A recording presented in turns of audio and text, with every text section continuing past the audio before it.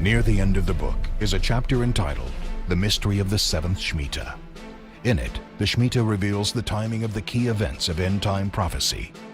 Every 7 years in ancient Israel was the Shemitah, but every 49 years was the seventh Shemitah.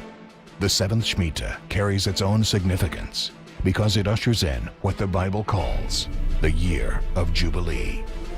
The Jubilee is based on the Shemitah.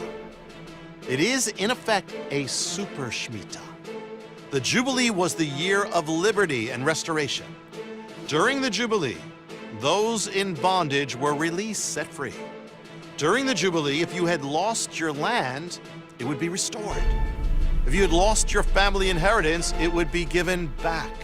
If you had lost the house of your fathers in the Jubilee, you'd come home.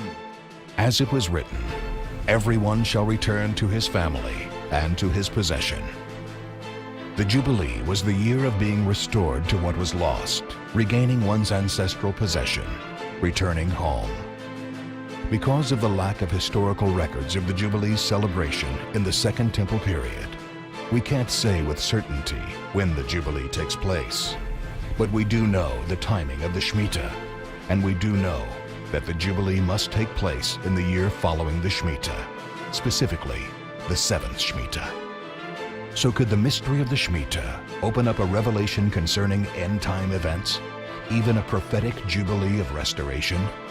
It is the Shemitah of September 1916 to September 1917.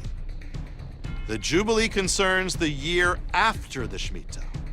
The year after the Shemitah begins September 1917, ends September 1918. Could there have been a prophetic restoration within those dates, in those parameters, in the year after the Shemitah? The answer is yes, and it's an amazing one. The Jewish people had lost the land of Israel, their homeland, in 70 AD. For 2,000 years, they wandered the earth. The Bible foretells that one of the key events of the end times would be the return of the Jewish people, their restoration to their ancient homeland, Israel. 1917, the year of the Shemitah, brings the collapsing of the Ottoman Empire. It just so happens that the Ottoman Empire is the power that holds the land of Israel and has held it for 400 years. The British Empire, under General Allenby, is advancing on the land. In November of that year, the British government issues the Balfour Declaration. The Balfour Declaration declares that the land of Israel would be given to the Jewish people as a national homeland. It's the first time in 2,000 years that the land is being restored to the Jewish people. The year following the Shemitah was September 1917 to September 1918. The Balfour Declaration takes place in November 1917. Thus, the land is restored to the Jewish people in the year following the Shemitah, corresponding to the Jubilee. It's a prophetic Jubilee, and according to the mystery, the Jewish people now would return home to the land they had lost, to their father's possession, to their ancestral homeland. Everyone shall return to their possession. The mystery of the Jubilee concerns the seventh Shemitah. So what happens if we move forward in time from the Shemitah of 1917, 49 years to come to the seventh Shemitah? What is the seventh Shemitah? It brings us to the Shemitah of September 1965 to September 1966. The year following the Shemitah would begin September 1966 and end September 1967. Did anything significant take place within that year and within those dates? Any event of restoration? The answer is yes.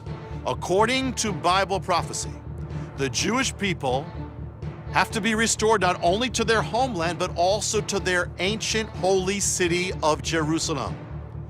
In the midst of the Six-Day War, Israeli soldiers enter the Lion's Gate of the biblical city of Jerusalem. Through gunfire they make their way to the holiest site in Judaism, the Western Wall. There they weep. And after 2,000 years, the Jewish people are restored to their ancient capital, Jerusalem. It happens on June 7th, 1967. Within the parameters of the year ending in September 1967, the year following the seventh Shemitah, the Jubilee. The seventh Shemitah had ushered in the second restoration of the land. According to the mystery of the seventh Shemitah, the Jewish people had returned to what they lost 2,000 years before, Jerusalem. They had regained their long-lost possession and returned to their ancestral home. The two great restorations of the land each happened according to the mystery. The Bible ordains that in the year of the Jubilee, the shofar, the ram's horn, is to be sounded. The first thing that happens after the soldiers reached the Temple Mount in 1967 is that the ram's horn is sounded from the Temple Mount, the sound of the Jubilee. The man who sounds it is Rabbi Shlomo Goren. Rabbi Goren was born in the year 1917, the time of the other restoration. When he sounds the shofar, he is 50 years old, the number of the Jubilee. The mystery of the Shemitah lies behind the two great end-time restorations of Israel's lands. Now, the pattern and cycle does not have to continue, but if it did, what would be the seventh Shemitah from the last restoration? The seventh Shemitah begins September 2014, goes to September 2015. The year following the seventh Shemitah is that of September 2015 to September 2016. While the cycle doesn't have to continue and nothing significant has to take place, in the last two occurrences, it has meant war in the Middle East, war in the land of Israel, and a war resulting in a prophetic restoration.